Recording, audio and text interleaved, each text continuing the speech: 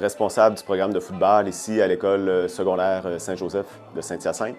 Puis, je suis aussi l'entraîneur-chef des Patriotes cadets au football. Ça fait 3 ans maintenant que je suis en place à l'école, donc je suis arrivé juste un petit peu après la pandémie. Malgré que le programme est riche en histoire, parce qu'il existe depuis 1996, à ce moment-là, on était vraiment sur une base de reconstruire le programme. On avait 40 joueurs, on avait une seule équipe. Et puis, on a reparti donc de la base, justement, en allant faire un recrutement actif auprès des futurs élèves de 6e année. Donc, on est parti avec vraiment une première cohorte qu'on peut appeler, là, qui était notre renouveau, notre reconstruction. Donc, cette cohorte-là a commencé, dans le fond, lorsqu'ils étaient encore en 6e année, mais à intégrer l'école. Ils ont passé une 50aine d'heures ensemble avant même, finalement, d'arriver à l'école au mois d'août. Plusieurs voyages en autobus. Et c'était vraiment comme, c'était vraiment beaucoup de résilience de leur part parce qu'on arrivait, on jouait contre des gros programmes.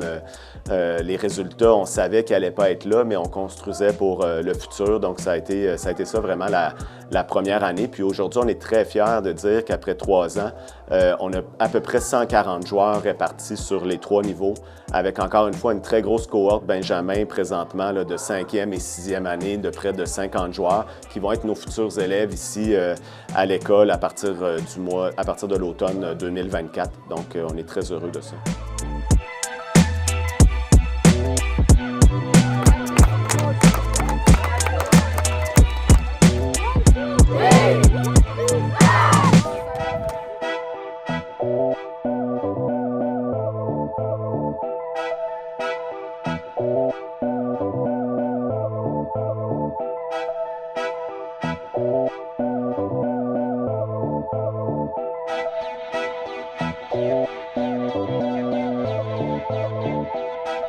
Au RSEQ Montérégie, on joue du football à 12, donc qui est le football canadien.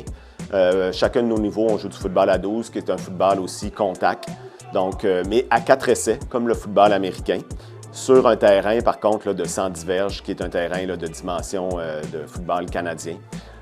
Et puis, c'est un mélange, en fait, là, des règlements du football canadien et américain.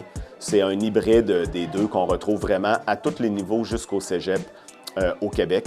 Puis après, là, dans le fond, à partir de l'université, les joueurs commencent à jouer plus le football, les règlements de la CFL, de la Ligue canadienne de football, comme les Alouettes, en fait. Mais autrement, là, dans les niveaux un petit peu plus bas, c'est vraiment du football à 4 essais.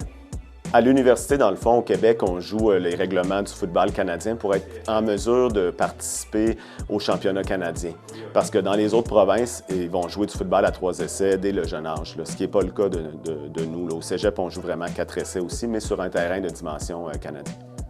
Donc, je m'appelle Léloy Lemire et j'ai commencé le football en 5e année. C'était une journée vraiment normale d'école. J'étais à mon école primaire.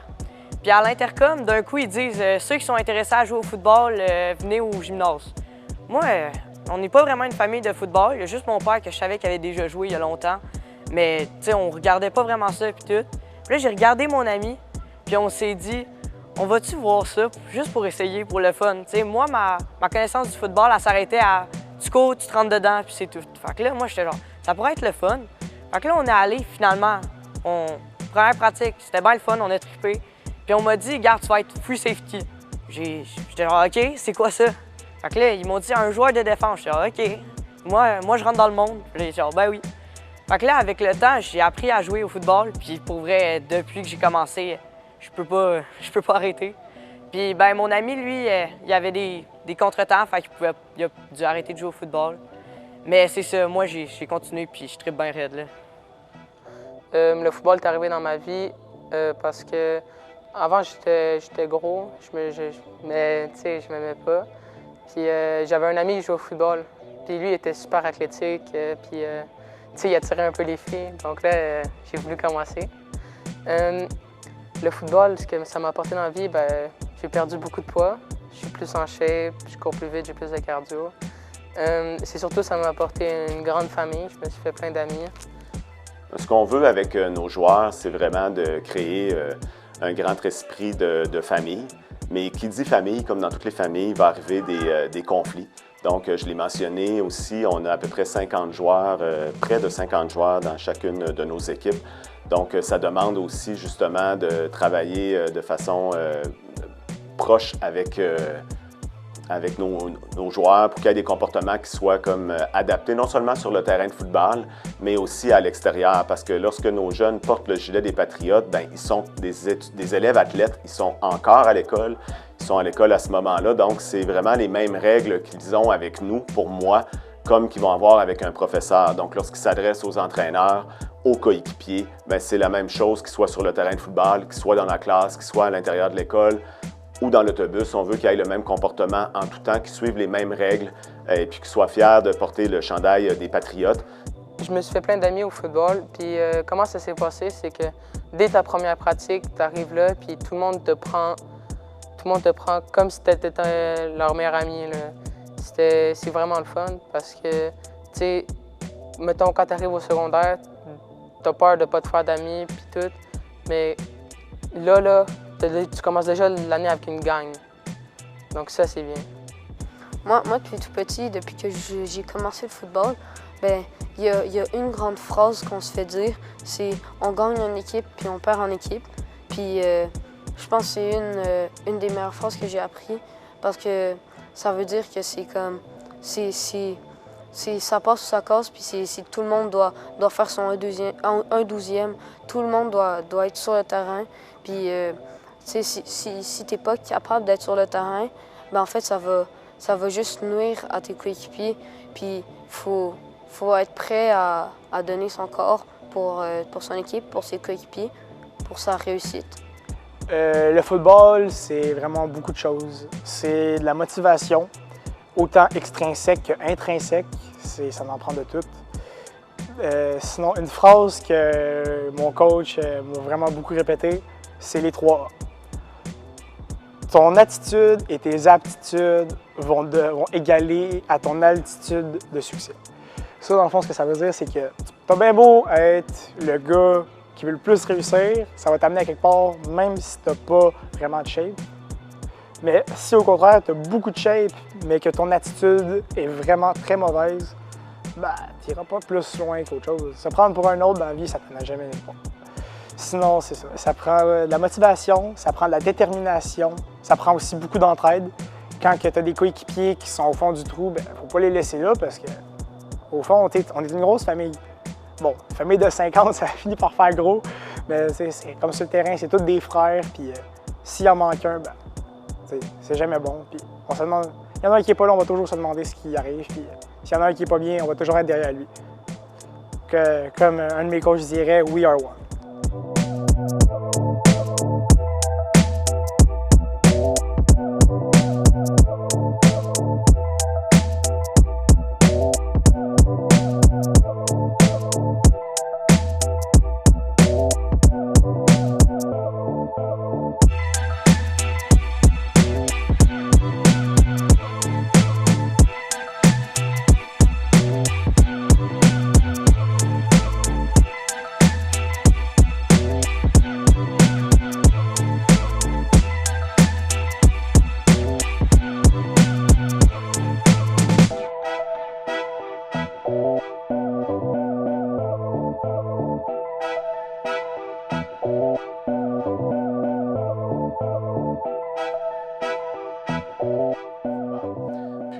On s'assure justement aussi de l'encadrement le plus possible. Ce qu'on veut, c'est lorsqu'on amène les jeunes, surtout au secondaire 1, on les encadre avec une période d'études obligatoire après l'école. On veut qu'ils s'assurent de bien réussir, de bien commencer leur secondaire, puis de voir s'ils ont des difficultés, d'être capable de leur offrir le support. Ce qui est intéressant ici, nous, on est une école inclusive, c'est-à-dire qu'on a autant des jeunes qui vont rentrer dans des programmes qu'on appelle d'aide à la réussite, des programmes réguliers, ou encore des programmes d'éducation internationale. Donc, on a tous ces joueurs-là qui font partie de l'équipe.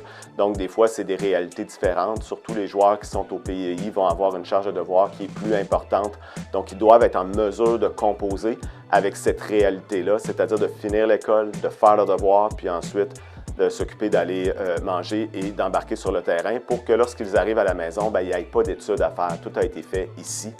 et en même temps, bien, ils sont responsables d'avoir un comportement qui est adéquat, donc avec leurs coéquipiers, mais aussi avec les autres élèves de l'école pour être en mesure d'avoir le privilège, parce que c'est un privilège de jouer au football, le privilège de porter les couleurs des Patriotes. Donc, on va gérer beaucoup de situations, puis on va toujours travailler comme en collaboration avec la direction, l'école, les professeurs, pour s'assurer aussi là, de faire grandir nos élèves, parce que la plupart de ces garçons-là ne vont pas jouer au football professionnel. Donc, ce qu'on veut ici, c'est vraiment une école de vie, leur montrer justement comment c'est important, la persévérance. Il y en a que c'est ce qui va les accrocher aussi. Des fois, ils vont avoir plus de difficultés à l'école, puis ça va vraiment les motiver de venir jouer au football. C'est leur sport, ils vont le pratiquer pendant 10 mois par année ici.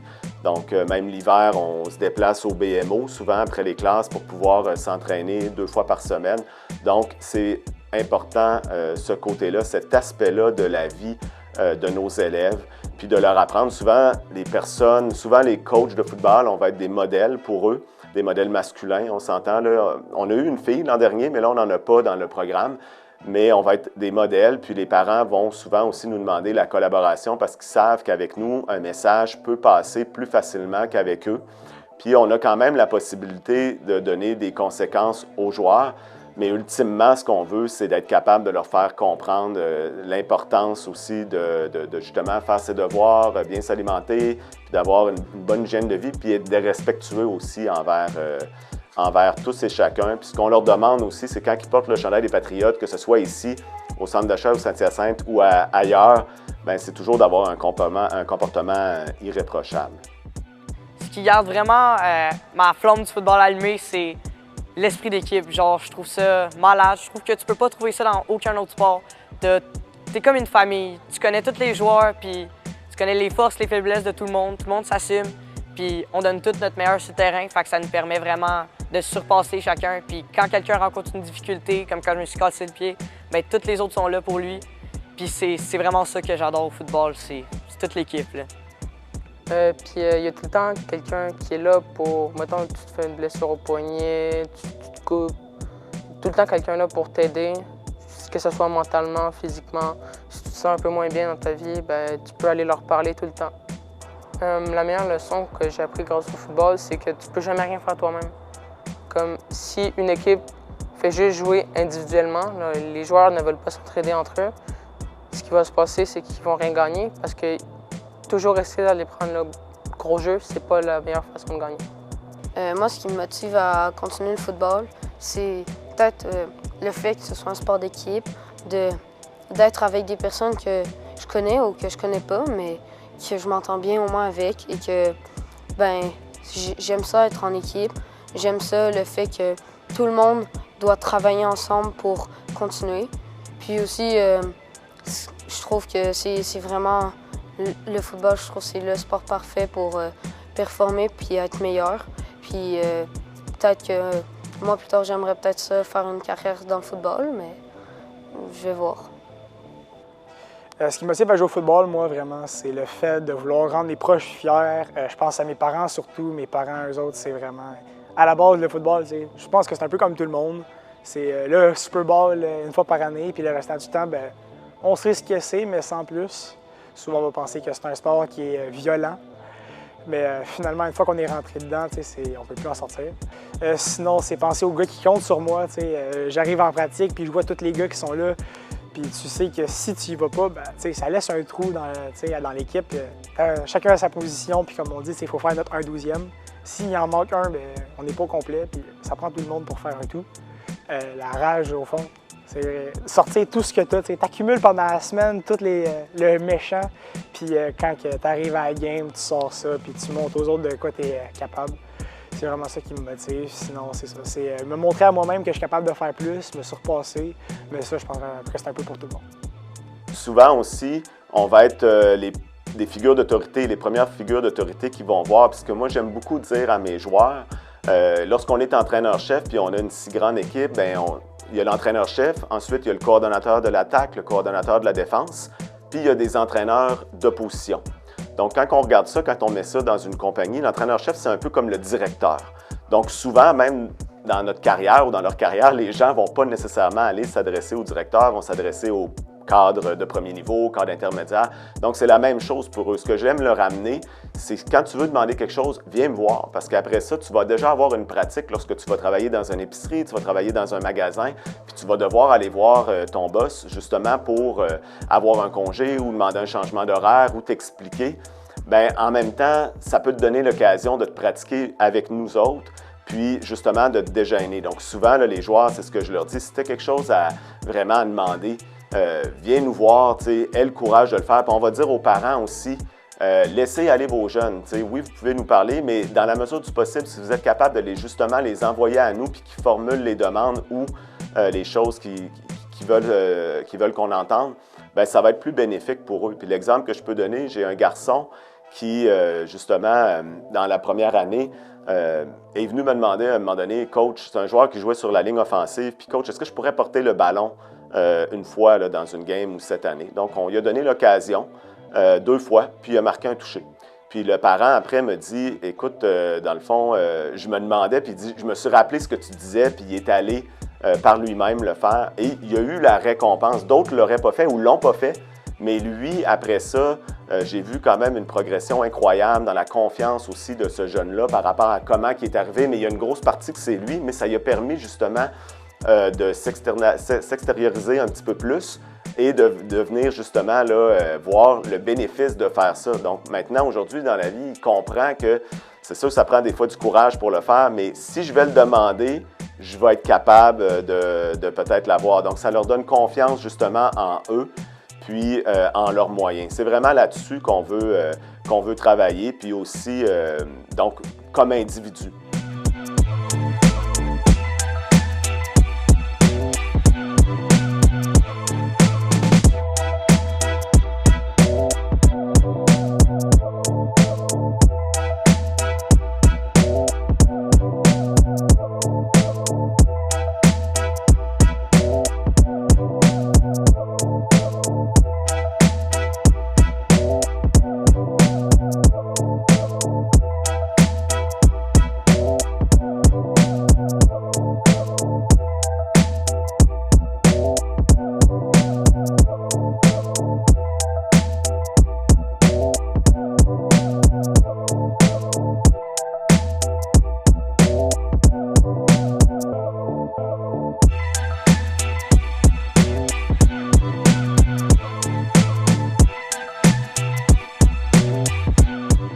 Donc, il n'y a pas longtemps, durant le début de la saison, j'ai eu une mauvaise game.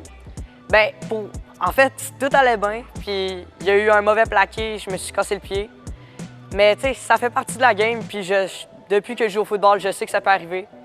Mais la personne qui m'a le plus soutenu, c'est vraiment mon équipe. Ils ont toujours été là du début à la fin, puis ils ont toujours essayé de m'élever puis de m'encourager à rester fort. Fait que, ben c'est ça, j'ai continué, puis là, aujourd'hui, je suis venu à la pratique parce que c'est ma passion, le football, puis je voulais encourager mes coéquipiers, continuer d'apprendre. Même si je ne peux pas faire un gros impact sur le terrain pour l'instant, je vais continuer de venir les encourager. Donc moi, je vais pouvoir enlever mon plâtre dans 6 semaines, puis je vais faire la réhabilitation. Après ça, à l'automne, je vais être flambant neuf, puis je vais faire ce que je faisais avant. C'était juste une malchance. Je me suis blessé, mais c'était pas tant grave. C'était une blessure au genou, ça s'est réglé, puis là, je suis comme neuf. Mais les blessures au football, ça arrive vraiment pas souvent, puis tes coéquipiers, ils sont gentils, puis ils t'accueillent comme une famille. Mais c'est surtout que tu te blesses, ils vont se mettre le genou par terre comme un signe de respect. Donc tu vas jamais te sentir intimidé ou des choses comme ça. Bien, les blessures, pour vrai, c'est dans tous les sports. Ça peut arriver même en te promenant dans la rue. Mais au football, c'est pas pareil parce que tu te fais tellement soutenir par ton équipe qu'on dirait que ça passe tellement plus vite. Ta blessure, elle se répare tout seul. Tu as tous tes amis avec toi pour te soutenir, puis ça fait même pas mal. Tu arrives, tu as tous tes amis pour t'encourager, puis tu restes fort.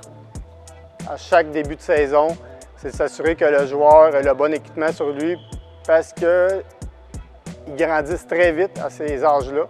Donc, il y a tout le temps des ajustements à faire, s'assurer que les bonnes épaulettes qui vont vraiment être bien protégées au niveau du haut du corps. Puis Ensuite, le casque aussi, important de voir s'il peut, si le casque est bien ajusté. On a plein d'ajustements à faire au niveau de la mentonnière, au niveau des... On peut gonfler d'une partie du casque pour un ajustement parfait. S'assurer que le casque est toujours conforme parce qu'un casque a une durée de vie de 10 ans. Donc, selon le type de joueur, le casque peut varier entre 500 et 700 $. Selon l'âge, on va avoir des catégories de casques qui vont être plus légers pour les plus jeunes, donc moins chers. Mais quand tu tombes juvénile, c'est la pleine protection. C'est le même casque qu'un professionnel va utiliser. S'assurer que le casque, c'est ça, tout le temps des ajustements à faire au niveau avant une game, s'assurer que tous les ajustements sont bons et la validité du casque garde son intégrité. Mais un casque, c'est très solide, il n'y a pas... Puis la nouvelle génération de casques avec les coussins d'air, c'est merveilleux. Les ajustements sont faciles, puis le jeune est très bien protégé. C'est vraiment un esprit de famille. On a une soigneuse qui est tout le temps là. Si tu as des bobos, si tu as des grosses blessures, elle va tout le temps être là pour te parler. Elle est super gentille en plus. Elle va tout le temps être là pour te parler. Tu te coupes, elle va te mettre un plaster ou des bandages. Puis en plus, on a la chance d'avoir un hôpital pas trop loin, donc si c'est plus grave... On part avec ça. Sport, let's go!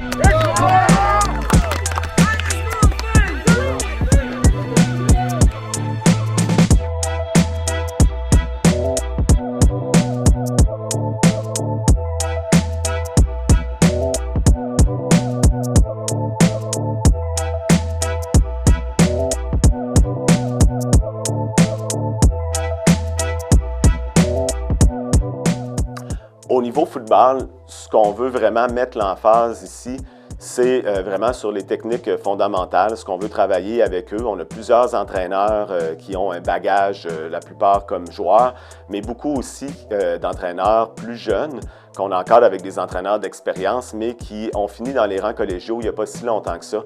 Donc, ça leur permet de connecter quand même aussi avec les jeunes parce qu'on parle d'anciens joueurs collégiales ou universitaires qui ont début de la vingtaine ou mi-vingtaine, donc ils sont quand même plus proches de la réalité de nos jeunes. Certains qui sont des anciens élèves d'ici, qui ont eu les mêmes professeurs, les mêmes surveillants d'élèves, donc ils sont vraiment capables de connecter. Souvent, ça va être les entraîneurs de position, donc les entraîneurs qui sont le plus proches des joueurs, avec qui les joueurs vont pouvoir parler, vont pouvoir partager, puis vont peut-être pouvoir aussi se confier parce que c'est vraiment vers eux qu'on veut les envoyer puis sensibiliser aussi à tout ça. Il y a quand même des craintes. Les jeunes, lorsqu'ils rentrent à l'école, ne veulent pas au mois d'août, c'est nouveau pour eux.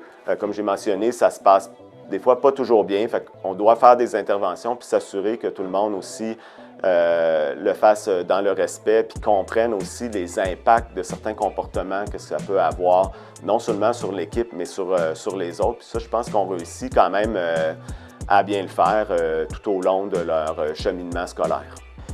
Sinon, il y a aussi la préparation pour les matchs. Ça, c'est une grosse partie au football. Au football, tu vas avoir en général 3 fois plus de pratiques que de parties. On joue très peu au football, dans le sens qu'on n'a pas beaucoup de parties officielles dans la saison. Puis le reste, c'est que de la préparation. Fait que c'est sûr que des fois, on se dit « Ah, pourquoi on fait tout ça? » Mais arrivé jour de match, on sait pourquoi on le fait. Souvent, on va voir la partie justement du jour de match, mais pour un joueur de football, le match commence le lundi, quand premier jour de pratique. C'est là qu'on commence à s'hydrater, à pratiquer, à élaborer les stratégies pour le week-end, commencer à voir contre qui on va jouer, c'est quoi les points forts de l'équipe adverse, les points faibles de l'équipe adverse. Ça, c'est surtout la partie entraînement.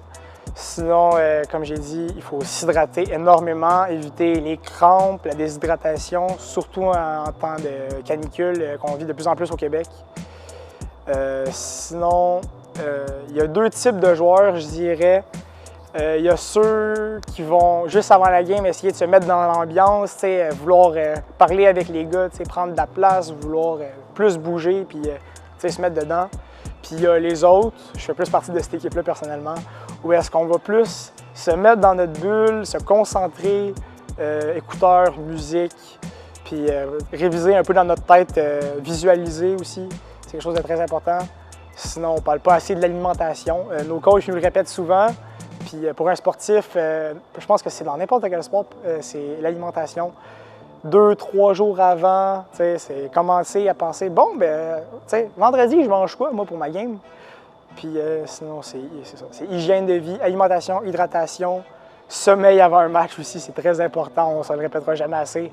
À l'adolescence, c'est sûr qu'on a le goût de veiller un peu plus tard le vendredi, mais quand tu as une game le lendemain, tu ne peux pas te le permettre. Ça prend ton 100% sur le terrain, non seulement pour performer, mais aussi au niveau de la sécurité. Si tu as un gars qui joue à 90% sur le terrain, bien, c'est la santé des coéquipiers qui met en jeu. Il faut que tu sois à 100%, puis si tu es capable de le mettre ton 110%, bien, mets-le sur le jeu, montre de quoi tu es capable à l'adversaire, puis surtout, sois là pour tes coéquipiers, parce que c'est vraiment la partie la plus importante du football. Sans eux, tu ne serais pas là. Une des meilleures leçons au football, je trouve que c'est le hard work. Parce que c'est vraiment, tu as une partie du football qui joue sur le terrain, puis l'autre partie, c'est vraiment dans ton coin. Fait qu'il faut que tu continues de travailler aussi fort quand tu es tout seul chez toi que sur le terrain. Il faut toujours que tu donnes ton 100%, puis c'est pas seulement en se présentant aux pratiques puis en jouant la game que tu vas t'améliorer, c'est vraiment en donnant tout ce que tu as à tous les jeux, puis continuer de travailler fort chez toi pour t'améliorer. Pas avoir peur du changement, puis continuer de toujours travailler plus fort pour s'améliorer. Puis la réussite de mon équipe, c'est ma réussite aussi.